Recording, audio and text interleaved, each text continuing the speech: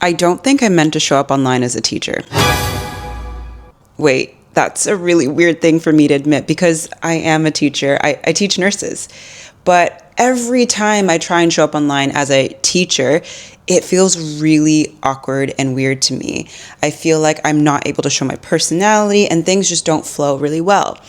And that's when it hit me.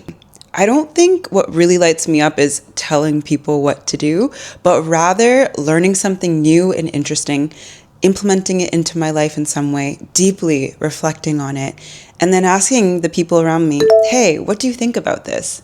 That realization opened up a whole new conversation about how my mind works and how I want to show up online. For a long time, I tried to fit myself into the boxes of the expert or the teacher, but that felt really uncomfortable and I didn't really understand why. And then I realized I naturally move through the world with curiosity, not as an instructor.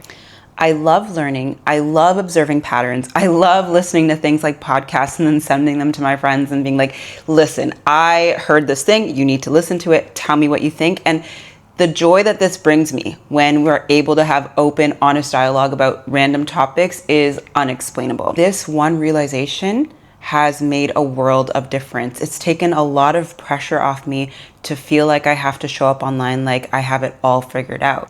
Also, my brain does not work linearly. It does not go A to B. The way my mind works is like A to N to T, then back to B, and then A to B actually makes sense to me. And for the longest time, feeling like this was wrong because everybody else around me seemed to think in an A to B structure. It looks messy and it feels disorganized, and it also really bothered me that people from the outside probably perceived me as not knowing what I'm doing. But with time, I'm just learning that, okay, this is just how my brain gathers information. And I've intuitively known that I'll get to point B, even if it takes me through N and T as well. So putting the pieces together is really just like magical. I'm like, oh, click, click, click, click, click. But it takes time to get there. And that is why creating these YouTube videos have been so amazing for me, even though it's only day 4 and check on me on day 25.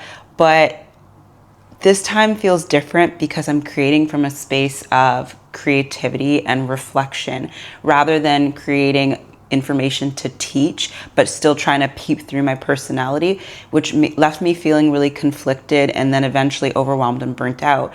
Now I'm just sharing what I genuinely reflect on a day-to-day basis.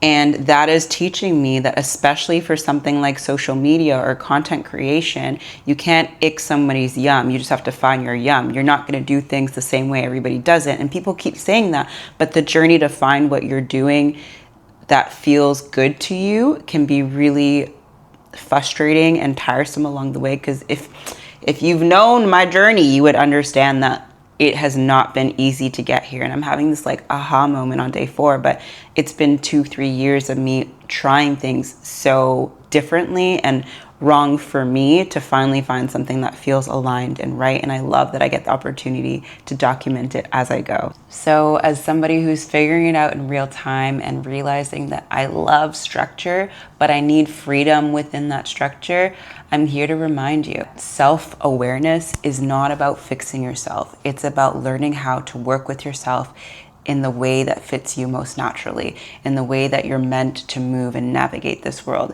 And that takes trial and error. It takes the ability to be wrong or do it wrong until you find what's right for you. Number 1, do you absorb life through curiosity and patterns instead of a linear fashion? Number 2, have you ever tried to force yourself into a version of yourself that feels very uncomfortable and unlike yourself, but looks really good externally? If so, tell me about it. Number 3, what happens if you stop fighting your nature? Ask yourself that question. Dare to be who you are. And number 4, very serious question. If you answered yes to all 3 of these questions, should we start a superhero gang? I don't know. Just tossing it out there. Just tossing it out there. Leave me a comment below. Anyways, these are my reflection questions for day 4.